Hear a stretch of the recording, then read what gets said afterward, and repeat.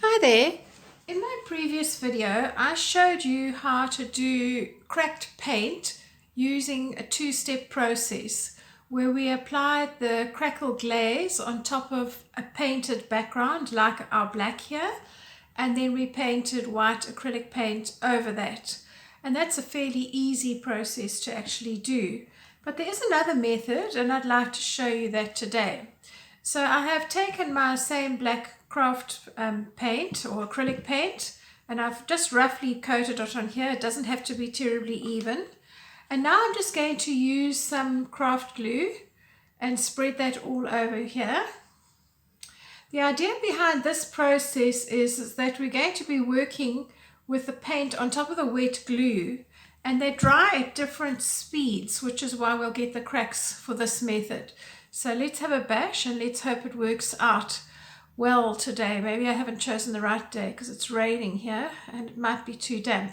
You want to make sure that your crackle goes right to the end, which is why I'm spending a little bit of time just making it come to the edge. Otherwise, you're going to find that you have a bit of paint revealed and it looks as though you've stuck your thumb in it and it hasn't covered evenly.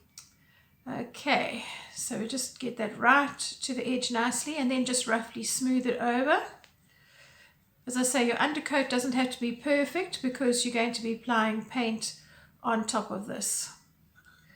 You can easily just see whether you've coated or not by just seeing if you've got any areas that look a little bit dry, like that little section here. I just want to smooth over that. Okay, once it looks nice and evenly coated, we're going to swap brushes. Get myself a nice clean brush. And I'm just going to be using some white acrylic paint to paint over this. You don't want to brush over this backwards and forwards too much because otherwise what's going to happen is that you're just going to mix the paint and the glue together, and that's not going to be a very satisfactory mixture other than a gluey paint. So you just want to lightly go over this. You can see I've got my brush at an angle so that I'm actually just very lightly dragging it across the glue surface, and I rotate my project, as you can see, just to make sure that I can cover it nicely. So even though I'm now going over this in a different direction, I'm doing it incredibly lightly. And while we just give this a moment to react with the glue, I'm actually going to just touch up the sides here, because obviously when I was painting with the black, I think I must have had some on my thumbs, and that's messed up the edges. You can see here already where it's starting to dry that it is starting to craze a little bit. Obviously some of the thicker areas here will take slightly longer. When paint is wet, you will always see it reflecting nicely, and as it gets dry, it'll be more matte. So that will give you a good indication of when things are dry. The way to finish this off is to either apply a water-based varnish, like one of your decoupage varnishes, which come in matte or in gloss. Those work very well for things like boxes and any surface that doesn't require heat. This is a coaster size piece of board, so if I was to use this for a coaster, the normal decoupage varnish isn't very good because when you put down a hot cup it just sticks in it, so you get a ring mark.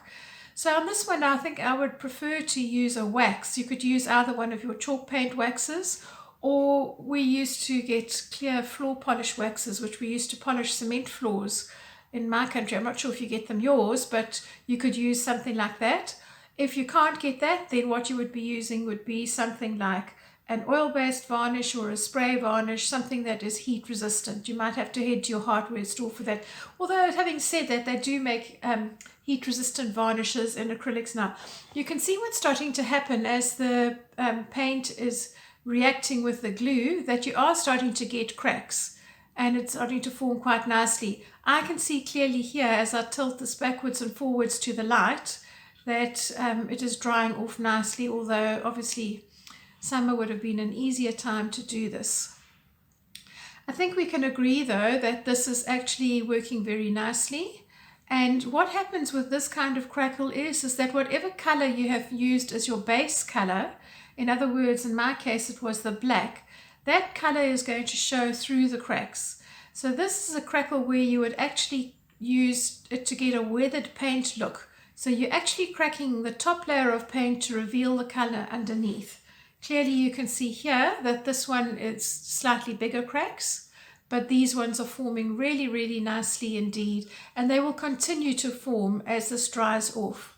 I hope that you are very pleased with this. At the end of the video, I will post some pictures of what the completed item is once the actual paint and the glue have dried completely, but both methods work. The size of your cracks will depend on how much of either medium you put on. So if you were using the Crackle glaze, which is a commercial product, if you put that on thinly, you'd get small cracks. If you put it on thickly, you'd get larger cracks. And the same with the actual craft glue and the paint together. It will depend on how much you're actually putting through. Both very effective, and this is going to be very nice once it's finished. So I'll post the finished dried product at the end of this video. Okay, so this is part 2 of the doing the crackle on paint using glue, and I've decided to do this one separately and not continue it on with the video because there were some things that I noticed which I feel would be of interest to you. So I've allowed this to dry so far for a couple of hours. It's not 100% dry because my weather here is not good, but if you look at the two different crackles side by side, the one on the left being done with the crackle medium, you'll see that the color black, which I had underneath, is actually very defined, and the lines where the splits are very clean. This one, the glue underneath that I've used as the crackle medium, has not completely dried, so it does still have quite a milky feel. But when you are starting to see it coming together and drying on the outside edges, the color black is showing through much more. I will say though, what I'm noticing is much more wrinkling in the paint. You'll find you get a much smoother finish when you're using the crackle medium. It's much more even, whereas the one with the glue looks a lot more like when you've painted with enamel paint, say for instance on a door, and you haven't allowed the paint to cure, that's to dry so that it's hard right the way through. And then if you applied a second coat, it's that kind of wrinkled paint look that you get on top of it. So I think that which technique you choose is largely going to depend on the effect that you want. You both get cracks, and you will start to see the black showing through as being much more pronounced as this starts to dry. Initially I was a bit concerned. Excuse me.